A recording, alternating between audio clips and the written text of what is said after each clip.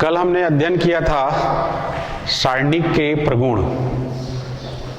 तो उसमें हमने 7 प्रगुण कल हमने लिया था, जिसमें जो 7वां प्रगुण है उसका प्रयोग ज़्यादा है, उस प्रगुण का इस्तेमाल ज़्यादा होता है। उस प्रगुण में आपको किसी प्रकार की कोई कन्फ्यूज़न नहीं होनी चाहिए।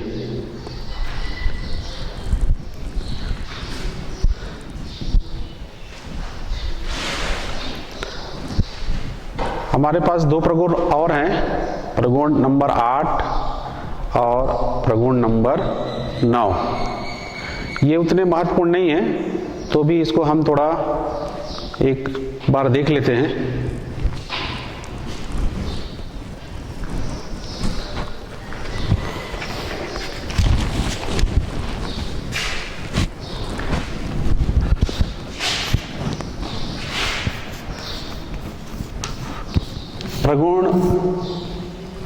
प्रगुण नंबर 8, इसका प्रयोग ज़्यादा हुआ नहीं है, तो भी कुछ कंपटीशन एग्जाम में काम आ सकता है। यदि किसी सारणिक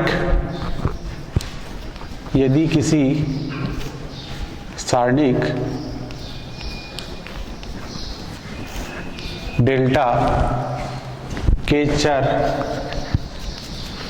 चर x वाले अवयव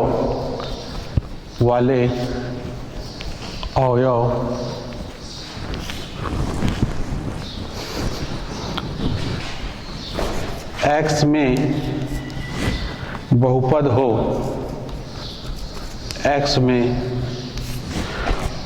बहुपद हो,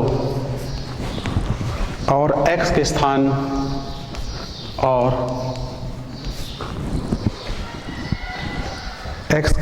पर और x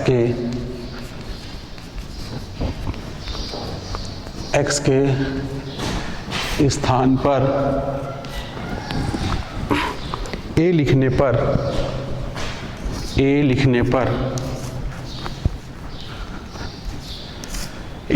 पर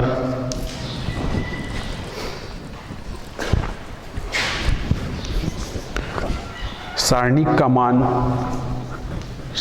का मान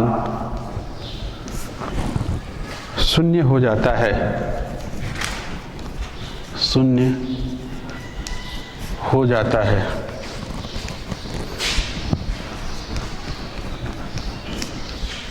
है, तो x माइनस a सारणिक डेल्टा का एक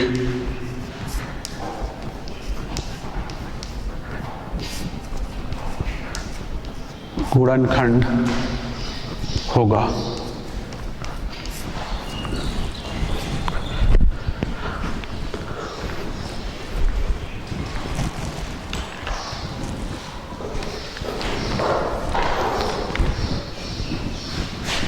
इसका एक एग्जाम्पल देखते हैं इस प्रॉपर्टी का। ये सारणिक हमारे पास x minus 1, x square minus 1, 2 और ये 1।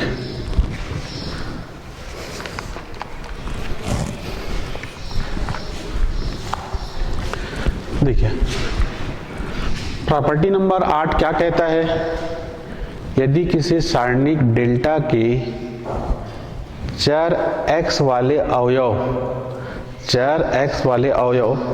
x में बहुपद हो, x में क्या हो, जैसे ये देख रहे हैं x minus 1, x square minus 1, x में बहुपद हो और x के स्थान पर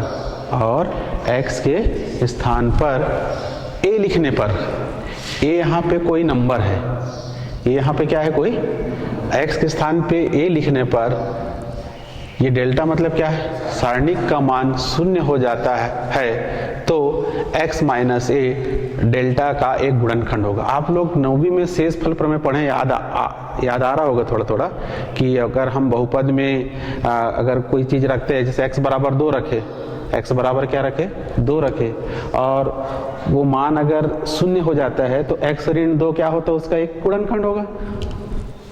जस्ट लाइक दिस, उसी तरीके से अगर अब देखिए मैं इसमें x के स्थान पे क्या रखूं कि ये सारणिक का मान शून्य हो जाएगा, 1। Very good. यदि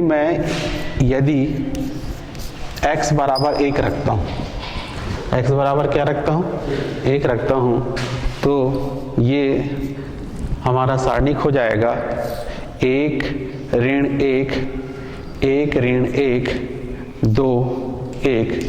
तो ये हो जाएगा, इधर ले लेते हैं, 1 ऋण 1 0 0 2 1 बराबर क्या हो जाएगा, 0। क्योंकि आप प्रॉपर्टी नंबर 1 जानते हैं, प्रगुण नंबर 1 क्या कहता है, प्रगुण नंबर 1 ये कहता है यदि किसी सारणी के किसी पंक्ति या स्तंभ के सभी अवयव क्या है, 0 है, तो उस सारणी का मान क्या होगा, शून्य होगा, 0 होगा। तो ये इसके दोनों अवयव क्या है, 0 है, तो सारणी का मान क्या होगा, 0 होगा। ठीक है, तो अब हम किसको रखें यहाँ पे, 1 को रखे हैं। किसको रखें हम यहाँ पे, 1 के रखें, 1 को रखें ना, तो हमें ये सारणी का मान क्या प्राप्त हुआ, 0 प्राप्त हुआ। 1 मतलब क्या हो गया, a बराबर क्या हुआ, a।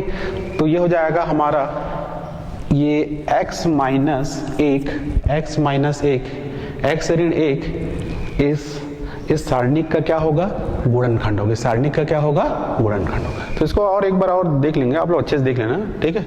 इसमें क्लियर है ना ये, ठीक। इसका वैसे अभी हमारे किताब में इसका ज़्यादा यूज़ नहीं है, लेकिन कुछ कंपटीशन एग्जाम में काम आ सकता है, इसलिए हमको अपने नॉलेज में रखना जरूरी है। ठीक है, कोई दिक्कत इसमें, ठीक है, आगे चले।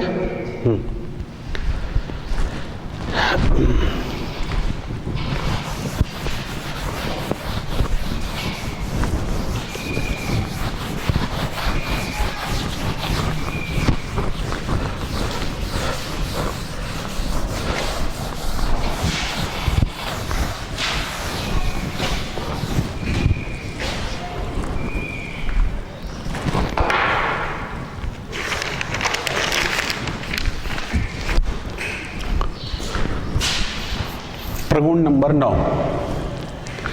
किसी पंक्ति या स्तंभ के किसी पंक्ति या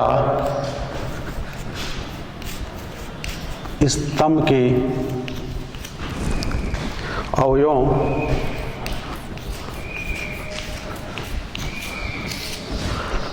और किसी अन्य पंक्ति या स्तंभ के और किसी अन्य पंक्ति या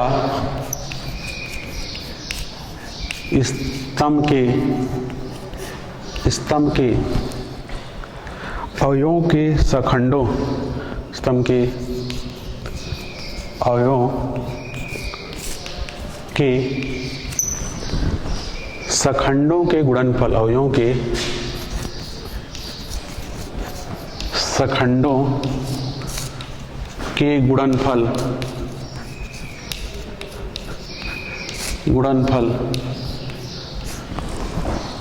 का योगफल शून्य होता है। हल का योगफल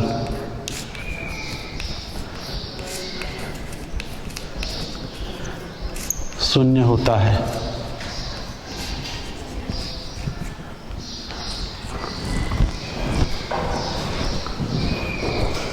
देखिए हमारे पास एक सारणिक है, द्वितीय कोटि का सारणिक लिया मैंने, 2 1 3 4।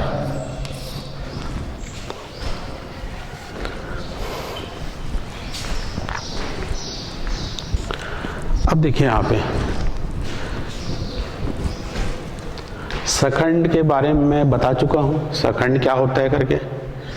हमारा ये जो प्रॉपर्टी क्या कहते हैं, देखिए किसी पंक्ति या स्तंभों के, किसी पंक्ति या स्तंभों के अवयव और किसी अन्य पंक्ति या स्तंभ के अवयवों के सखंडों के गुणनफल का योग क्या होता है, शून्य होता है। मैं अभी इसको एक्सप्लेन कर रहा हूं, समझ में आ जाएगा।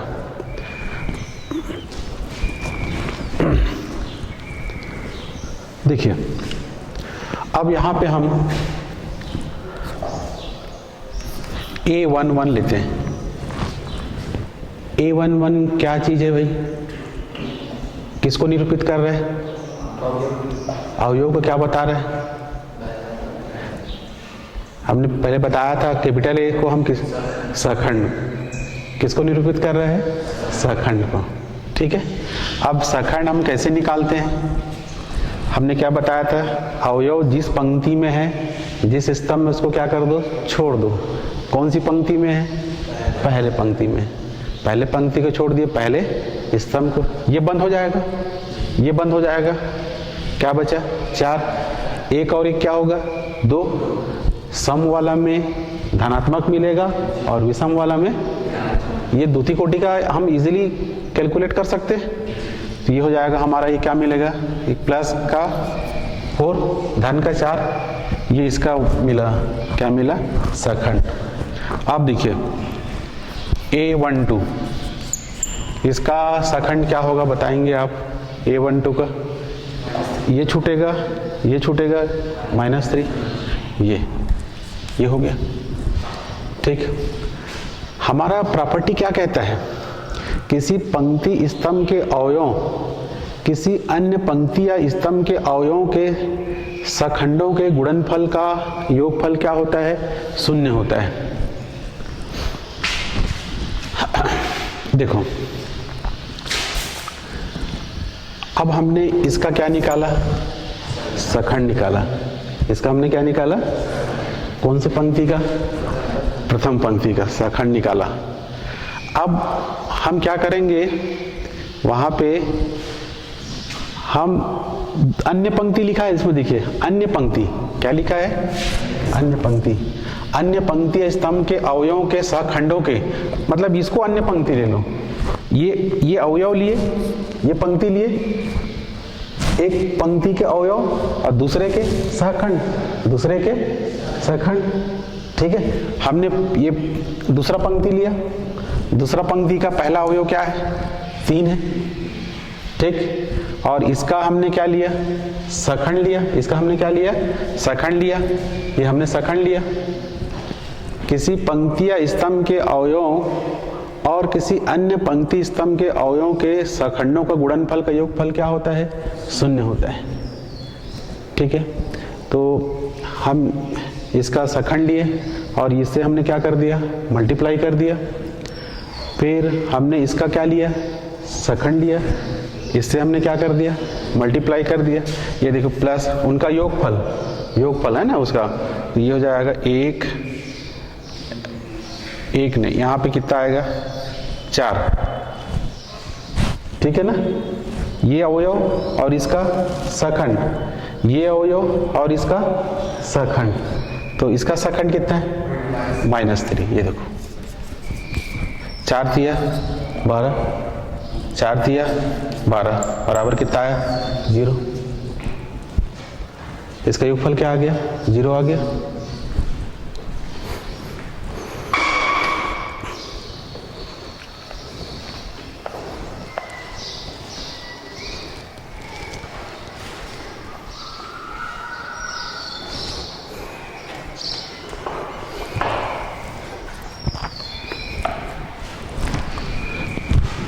ठीक है, इसमें कोई डाउट है क्या, नहीं ना। हम एक का क्या लिए, सखंड लिए, और उस सखंड में हमने दूसरे के संगत अवयवों का हमने क्या किया, गुणा किया, वो योगफल हमें क्या मिलेगा, 0। ये प्रॉपर्टी कहता है। ठीक, ये कुछ एग्जाम में ये काम आ सकता है, जैसे कि पीटी वगैरह हो गया, AIEEE हो गया, उस तरह के एग्जाम में ये काम आ सकता है।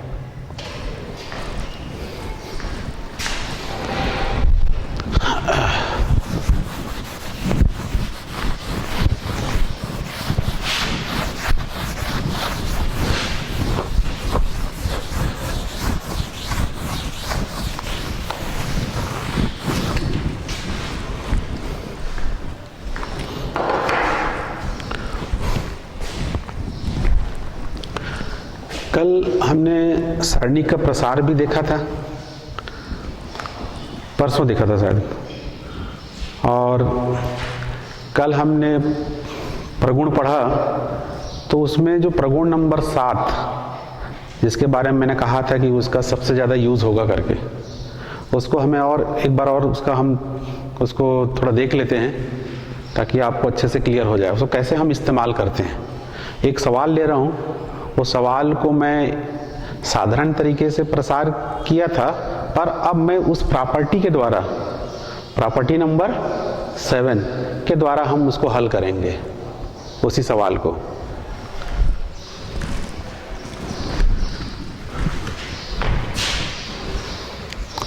ये प्रश्नावली 1.8 का है, ये नवबोध का किताब है। इसका पहला क्वेश्चन है, डेल्टा बराबर पहले पंक्ति का अवयव 1 2 3, दूसरे के 4 5 6, फिर 7 8 9। ठीक है,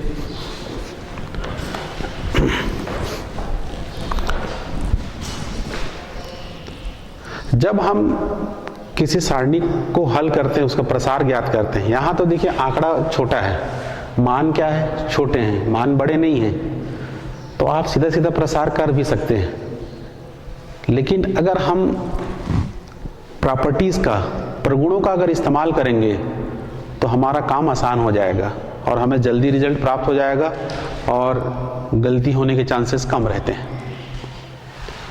अब इसमें क्या होता है कि हम या तो मानों को छोटा करते हैं या फिर हम ज़्यादा से ज़्यादा जीरो प्राप्त करने की कोशिश करते हैं। ज़्यादा से ज़्यादा क्या करते हैं, जीरो प्राप्त करने का कोशिश करते हैं। हम ये कोशिश करते हैं कि हमें एक ही पंक्ति में या एक ही स्तंभ में हमें 2 जीरो मिल जाए। ठीक है, 3 जीरो कभी मिलेगा जब हमको जीरो सिद्ध करना होगा। 3 जीरो मिलोगे तो वैल्यू तो जीरो आएगा ना। वैसी स्थिति हमको तभी लाना है जब हमको जीरो सिद्ध करना है। ठीक है, तो अब देखो इस सवाल को मैं सीधा सीधा प्रसार करके बता चुका हूँ ना। इसको मैंने R1 के सापेक्ष क्या किया था, प्रसार किया था। ठीक है, तो इसको थोड़ा एक बार और देख लो, R1 के सापेक्ष कैसे प्रसार करते हैं। पहला अवयव लिए, ठीक, उसका संगत उपसारणिक, उसे गुणा में संगत उपसारणिक। संगत उपसारणिक में क्या आएगा, ये छूटेगा, ये छूटेगा, 5 6 8 9 ये। फिर उसके बाद ये प्लस से स्टार्ट होता है, प्लस फिर माइनस, फिर दूसरा अवयव, फिर उसका संगत उपसारणिक 4 6 7 9, 4 6 7 9, फिर प्लस। ये प्लस से स्टार्ट हुआ है तो प्लस माइनस प्लस ऐसा चलेगा, प्लस 3, ये इसका उपसारणिक क्या होगा, 4 5 7 8, 4 5 7 8। देखिए अब इसके बाद इसको आप कैलकुलेट करोगे। ये कौन सी कोटि की सारणिक है, द्वितीय कोटि के। आप इसको कैलकुलेट करोगे, ठीक है, इसका मान निकालोगे। तो ये जो स्टेप मैंने लिखा है अभी समझाने के लिए लिखा है। अब जब आपकी अच्छी प्रैक्टिस हो जाएगी ना, तो ये स्टेप लिखने की आपको जरूरत नहीं। आप क्या करोगे, सीधा ऐसा लिखोगे, एक है ना। अब उसके बाद ऐसा देखोगे, ये इसको लिखने की जरूरत आपको नहीं रहेगी। कुछ ऐसी परिस्थिति आएगा जहाँ पे लिखेगा, लेकिन आप इसको सीधे सीधे कैलकुलेट कर सकते हैं। ये देखिए, ये छूटेगा, ये छूटेगा, ये होगा, ये कितना हो जाएगा, 5 ने कितना हो जाएगा, 45। ये फिर माइनस लेना है, फिर क्या लेना है, माइनस 8 6 48। ये तो ये स्टेप आपको करने की जरूरत नहीं है। ये अभी केवल आपको हम समझाने के लिए बता रहे हैं। ठीक है, जब आप अच्छा इसमें आपकी पकड़ बन जाएगी तो ये स्टेप करने की जरूरत नहीं। आप सीधा यहाँ पे आ जाइए, फिर -2। अब देखिए ये इसको छोड़ोगे, इसको छोड़ोगे, आपका ध्यान यहीं पे होना चाहिए। ठीक, ये छूट जाएगा, ये छूटेगा, ये मुख्य विकर्ण होगा।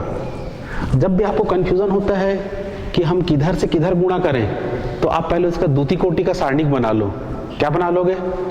द्वितीय कोटि। उससे आपको एकदम परफेक्ट क्लियर हो जाएगा हमको किधर कौन सा मुख्य विकर्ण करके। कई बार बच्चे इसमें थोड़ा कंफ्यूज रहते हैं किधर से किधर इंटू करना करके। तो वहाँ पे आप द्वितीय कोटि का सारणिक बना लो, आपकी सारी समस्या दूर हो जाएगी। ये 4 निया कितना हो जाएगा? 36 है ना, 36 फिर माइनस 7 जगह 42, ये फिर प्लस 3 32 माइनस 35। इधर आगे आप कैलकुलेट कर लेंगे, पहले भी कर चुके हैं इसको, ठीक है। तो अब देखिए, अब हम प्रॉपर्टी का कैसे इस्तेमाल करेंगे, आगे कैलकुलेट हो जाएगा। अब हम प्रॉपर्टी का कैसे इस्तेमाल करेंगे ये हमको देखना है।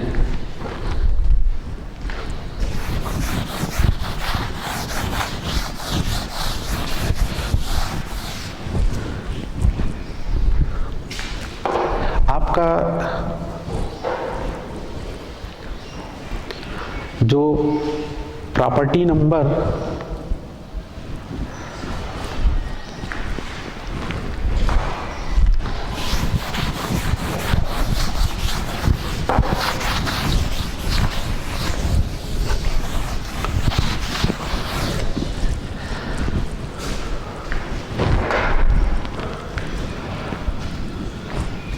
प्रॉपर्टी नंबर 7 प्रगुण नंबर 7 क्या कहता है? प्रगुण नंबर 7 यह कहता है कि हम किसी पंक्ति के अवयव में जो बात पंक्ति के लिए है वो बात किसके लिए रहेगा? जो है ना, जो नियम पंक्ति के लिए वो नियम किसके लिए रहेगा? स्तंभ के। हम प्रॉपर्टी नंबर 7 में क्या पढ़े हैं? हमने ये पढ़ा है कि अगर किसी पंक्ति के किसी अवयव में किसी निश्चित संख्या से गुणा करके किसी दूसरी पंक्ति के संगत अवयव में अगर हम जोड़ दें या फिर क्या कर दें, घटा दें, तो उस सारणिक का मान में किसी प्रकार का कोई परिवर्तन नहीं होता है, ठीक है। अब देखिए, अब हम प्रगुण के द्वारा इसका मान कैसे ज्ञात करेंगे? प्रगुण का इस्तेमाल करने से हमारा काम इजी हो जाता है और इसमें गलतियां होने के चांसेस कम रहती। बड़े जितना आप कैलकुलेशन करोगे तो गलतियां होने के चांसेस उसमें बढ़ जाती है और इसमें हमारा कैलकुलेशन थोड़ा इजी और फास्ट हो जाता है। देखेंगे, अब हम प्रगुण इस्तेमाल करते हैं। यहाँ पे मैं लेता हूँ C3। मैं संक्रिया कहाँ पे लगा रहा हूँ? C3 में। संक्रिया कहाँ पे लगा रहा हूँ? ये प्रगुण नंबर 7 ही है ना। प्रगुण नंबर क्या है? 7 है। C3 में मैं घटा दे रहा हूँ C2 को। अब वहां पे एक शब्द छुपा हुआ है, किसी संख्या से गुणा करके। क्या लिखा हुआ है? अब भाई यहाँ पे हम कोई गुणा नहीं कर रहे हैं, कोई गुणा नहीं कर रहे हैं, मतलब किसका गुणा हो रहा है? 1 का, ठीक है ना। यहाँ पे चाहो तो आप 1 लिख सकते हो, लेकिन 1 लिखा नहीं जाता समझने के लिए। उसमें एक चीज थोड़ा सा बच्चे उसमें कंफ्यूज रहते हैं, किसी संख्या से गुणा कर खाली, मतलब भाई अगर हम ऐसा लिखे C3 प्लस C2, मतलब हम C3 में किसको जोड़ रहे हैं? C2 का। उसको भी समझिए ना, हम 1 का गुणा करके जोड़ रहे हैं, ठीक है। तो अब हम 2 प्रगुण भी एक साथ इस्तेमाल कर सकते हैं। तो 2 प्रगुण नहीं, 2 संक्रिया। प्रगुण तो 1 है, संक्रिया 2। अब हम C2 में हम घटा देते हैं, क्या करते हैं? C1।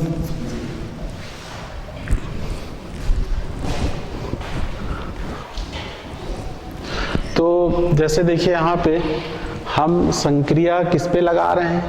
C3 स्तंभ 3 में। हम क्या कर रहे हैं? यहाँ पे C2 को जोड़ रहे हैं। किसको जोड़ रहे हैं? C2 को। ये C3, ये समझाने के लिए है, इसका इस्तेमाल यहाँ पे नहीं हो रहा है। तो कहने का मतलब यहाँ पे जैसे कि प्रॉपर्टी में लिखा है कि किसी निश्चित संख्या से गुणा करके जोड़ा जाता है या क्या किया जाता है? घटाया जाता है। तो यहाँ पे हम किसका गुणा कर रहे हैं? 1 का। तो इस तरीके से हमें ये प्रगुण का इस्तेमाल करना है।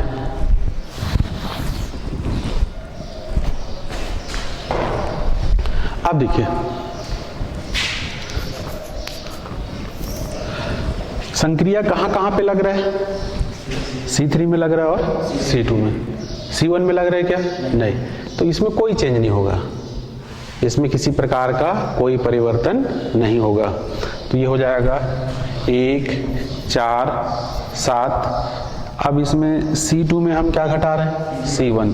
ये देखिए 2 - 1, 5 - 4, 8 - 7, फिर 3 - 2, 6 - 5, 6 - 5, 9 - 8। ये अभी इसको भी आप डायरेक्ट लिख सकते हैं, वैसे अभी हम समझाने के लिए ऐसा कर रहे हैं।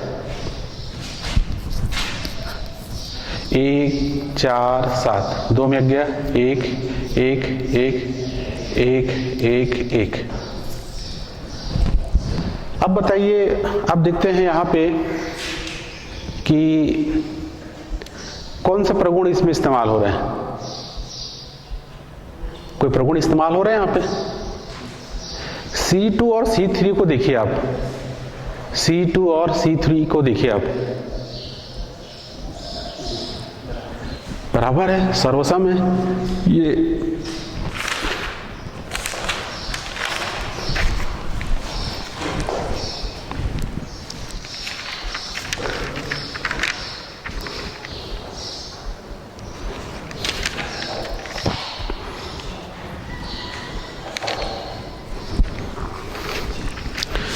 ये है हमारा प्रगुण नंबर 4। प्रगुण नंबर 4 है ये। प्रगुण नंबर 4 क्या कहता है? किसी पंक्ति या स्तंभ के, 2 पंक्ति या 2 स्तंभ के अवयव क्या हो? सर्वसम, सर्वसम हो, तो वो सारणी का मान क्या होता है? 0 होता है। देखो ये बराबर है, C2 1 1 1, C3 1 1 1, तो इसलिए ये सारणी का मान क्या होगा? 0 होगा। ये इसको आप लिख सकते हैं C2 और C3 सर्वसम है, सर्वसम है।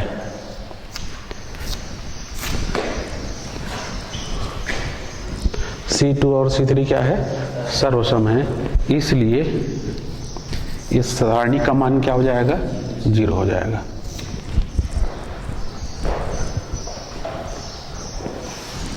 तो इस प्रकार से जब हम प्रगुण का इस्तेमाल करते हैं तो फिर हमारा कैलकुलेशन इजी भी हो जाता है और इसमें गलतियां होने की चांसेस कम रहती है। और हमको आगे जो सवाल है उसमें प्रगुण का इस्तेमाल ही करना है, जिनके प्रसार करना है। आंकड़े बहुत छोटे, मान अगर बहुत छोटे तो आप सीधा सीधा प्रसार कर सकते हैं, ठीक है। अगर मान बड़े हैं तो वैसे स्थिति में हमें तो प्रगुण का ही इस्तेमाल करना होगा।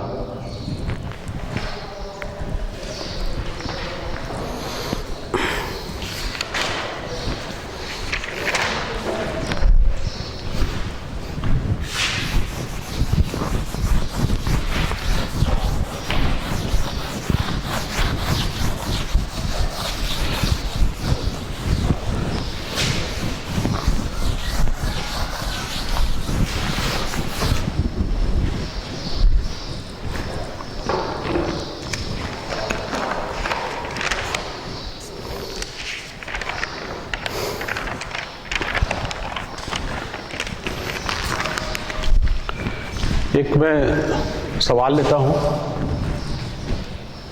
सिद्ध कीजिए कि, ये उदाहरण का सवाल है, सिद्ध कीजिए कि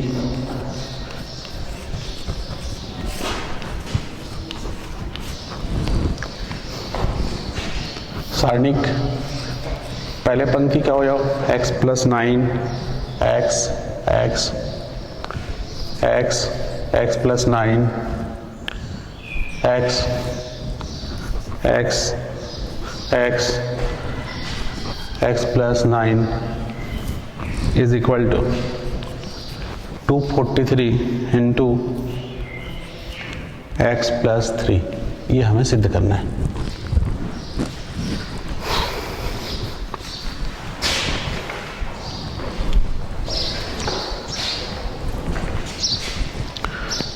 देखिए यहाँ पे इस सवाल में आप देख रहे हैं कि एक कुछ समानता आपको दिख रही है। यहाँ पे x प्लस 9, विकर्ण में x प्लस 9 है। या पहले पंक्ति पहले अवयव, दूसरे पंक्ति के दूसरे अवयव क्या है, x प्लस 9 है। तीसरे पंक्ति का तीसरा अवयव x प्लस 9 है। तो ऐसे जब भी सवाल हमको मिलते हैं तो उसमें हम एक ज़्यादा करके तीनों का योग हो जाता है, एक रिजल्ट हमें प्राप्त होता है। देखो यहाँ पे x प्लस 9 x, यहाँ पे x प्लस 9 x प्लस 9। ऐसे जब स्थिति आती है कि विशेष हमें रिजल्ट प्राप्त होता है।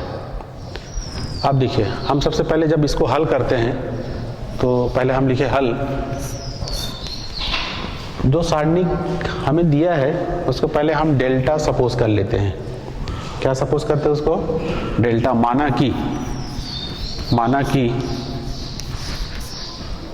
डेल्टा बराबर x plus 9 x plus 9 x plus 9। अब तीनों स्तंभों को अगर आप जोड़ोगे, जैसे यहां पे देखिए C1, हम संक्रिया कहां पे लगा रहे हैं? C1 पे, पहले पे। C1 पे हम क्या कर रहे हैं? तीनों को जोड़ रहे हैं, C1 plus C2 plus C3। तो C1 के जो अवयव होंगे सब एक जैसे होंगे कि नहीं होंगे? बताइए। होंगे, सब एक जैसे होंगे। एक विशेष हमें रिजल्ट मिलता है, एक विशेष रिजल्ट मिलता है। तो उसको फिर हम आगे उसको कॉमन निकाल सकते हैं। अब यहाँ पे देखिए, इसको जब हम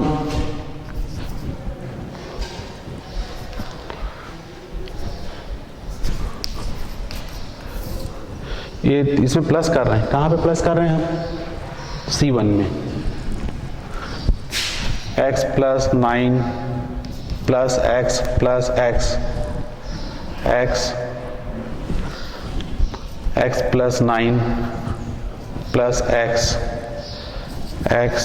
plus x plus 9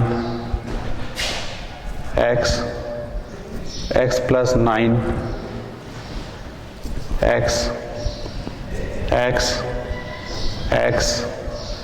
x plus 9। ये देखिए,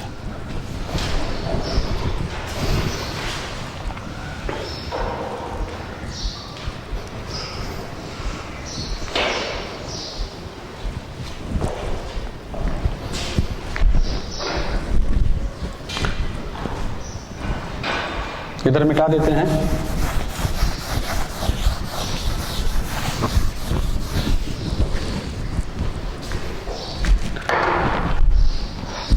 अब देखिए डेल्टा इक्वल टू, ये क्या मिलेगा हमें? 3x plus 9, 3x plus 9, 3x plus 9, 3x plus 9, 3x plus 9, x plus 9,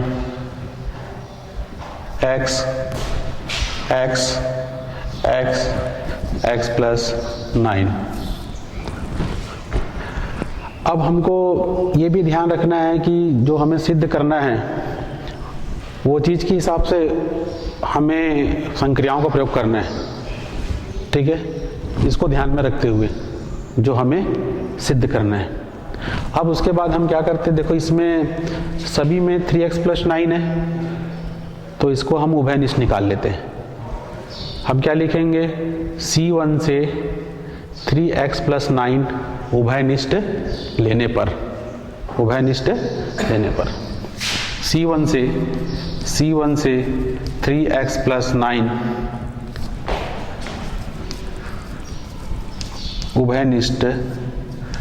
उभयनिष्ठ लेने पर, उभयनिष्ठ लेने पर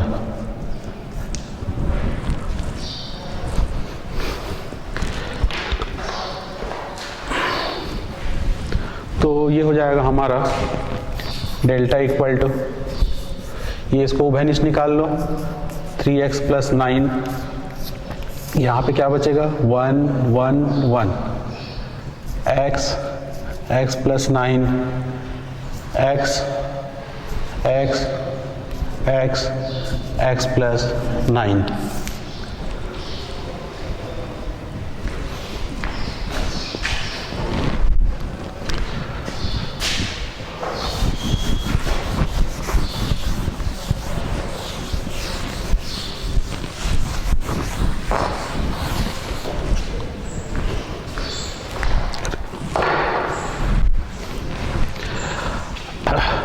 यहाँ पे हमारी ये कोशिश होती है कि हम इसमें ज़्यादा से ज़्यादा क्या करें, क्या प्राप्त करने का, शून्य प्राप्त करने का। हम ऐसी कौन सी संक्रिया लगाएं कि आंकड़ा या तो छोटा हो जाए या फिर हमें ज़्यादा से ज़्यादा क्या मिल जाए, शून्य प्राप्त हो जाए। ज़रा देखिए हम कैसे पंक्ति में भी संक्रिया लगा सकते हैं और स्तंभ में हम कैसे संक्रिया लगाएं कि हमें यहाँ पे हमें ज़्यादा से ज़्यादा शून्य प्राप्त हो जाए। एक ही पंक्ति में या एक ही स्तंभ में 2 शून्य प्राप्त हो जाते हैं तो हमारा काम बहुत आसान हो जाता है। एक ही पंक्ति या एक ही स्तंभ में 2 शून्य प्राप्त हो जाते हैं तो इसको आप R2 और R1 को क्या हमें शून्य प्राप्त हो सकते हैं? हो सकते हैं। कैसे किया जाए? R2 में हम क्या करें, R1 को घटा दें। R2 में हम R1 को क्या करें, घटा दें। तो संगत अवयव घटेंगे ना, एक में इस एक में 1 घटेगा, क्या आएगा 0। x में x घटेगा, क्या आएगा 0 आएगा। ये संगत अवयव घटेंगे यहाँ पे तो 2 0 मिल जाएगा। तो जहाँ पे ज़्यादा 0 मिलेगा जिस पंक्ति या जिस स्तंभ में, उसी के सापेक्ष हम क्या कर देंगे, उसको प्रसार कर देंगे। क्या कर देंगे, ऑटोमेटिकली रिजल्ट आएगा ही रिजल्ट। अगर रिजल्ट नहीं आ रहा तो ये मान के चलिए कि हमने कुछ गलती किया है। अब देखिए, अब यहाँ पे हम संक्रिया लगाते हैं।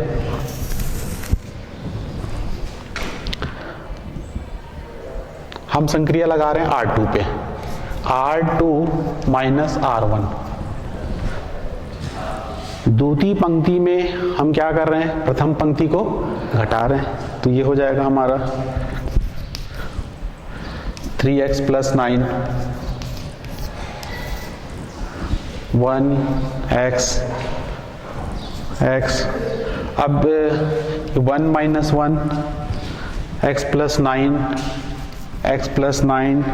minus x minus x, फिर ये हो जाएगा तीसरा पंक्ति 1x + 9।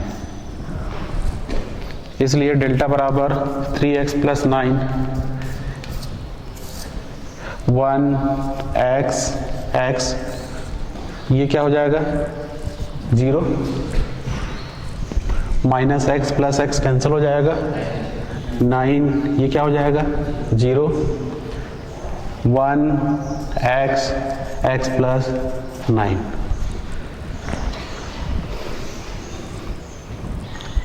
तो हमें 2 0 मिल गया। कौन सा पंक्ति में मिला, R2 में मिला।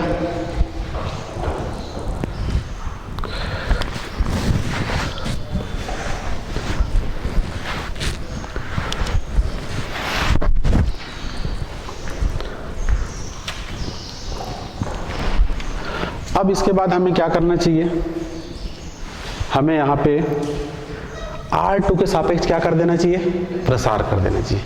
क्योंकि ये 0 है तो उसके साथ जो भी नंबर का गुणा होगा वो भी क्या आएगा 0 आएगा। यहाँ भी इसके साथ जो भी नंबर का गुणा होगा वो क्या आएगा 0। तो हमें किसके सापेक्ष प्रसार करना चाहिए, जहाँ पे ज़्यादा 0 रहते हैं उसी के सापेक्ष प्रसार कीजिए, तो आपका काम ईजी हो जाएगा। ठीक है, अब देखिए, अब हम लिखेंगे R2 के सापेक्ष प्रसार करने पर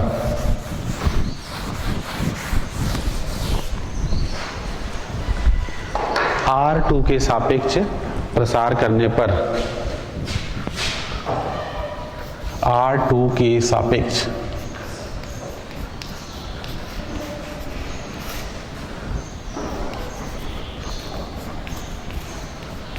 प्रसार करने पर ये हो जाएगा डेल्टा बराबर, यहाँ पे 3 कॉमन निकल जाएगा। हमें क्या चाहिए, x+3 चाहिए।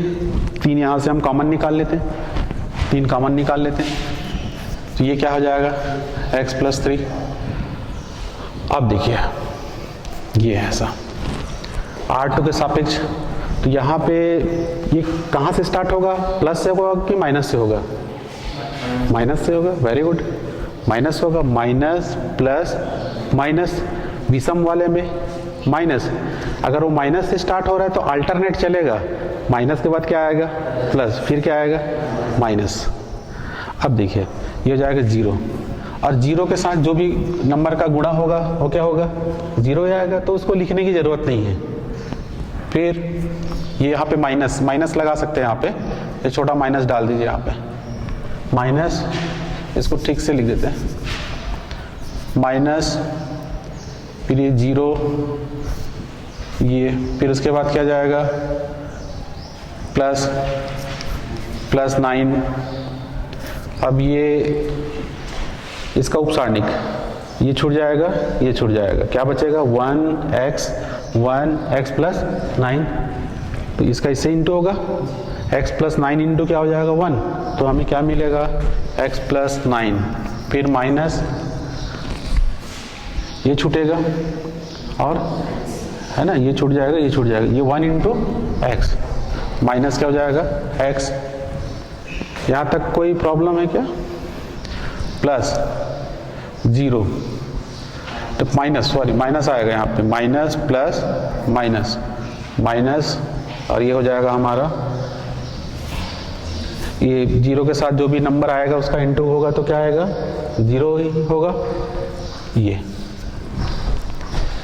डेल्टा इक्वल हो जाएगा 3 into x plus 3, 0 plus 9, minus x plus x क्या हो जाएगा कैंसिल हो जाएगा, और ये हो जाएगा हमारा इंटू 9 माइनस 0, डेल्टा इक्वल हो जाएगा 3x प्लस 3, और ये हो जाएगा 9 81, तो बाकी सब 0। अब ये हो जाएगा डेल्टा इक्वल टू 81 गुणा 3 आ गया 243, 243 x प्लस 3 प्रूव्ड।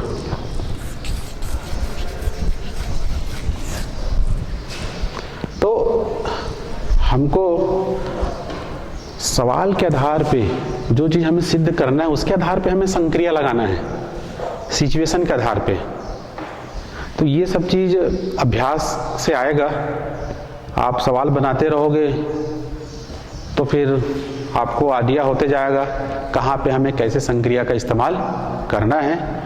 इसमें मुख्य बात ये होती है कि हम इस पे ज़्यादा से ज़्यादा जीरो लाने का प्रयास करते हैं। जैसे एक ही पंक्ति या एक ही स्तंभ में 2 जीरो आ गए तो हमारा काम क्या हो जाता है, काफ़ी आसान हो जाता है।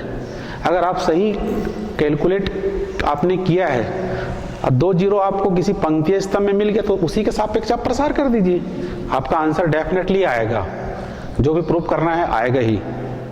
अगर कहीं पे मिस्टेक है तो फिर आंसर तो नहीं आएगा। तो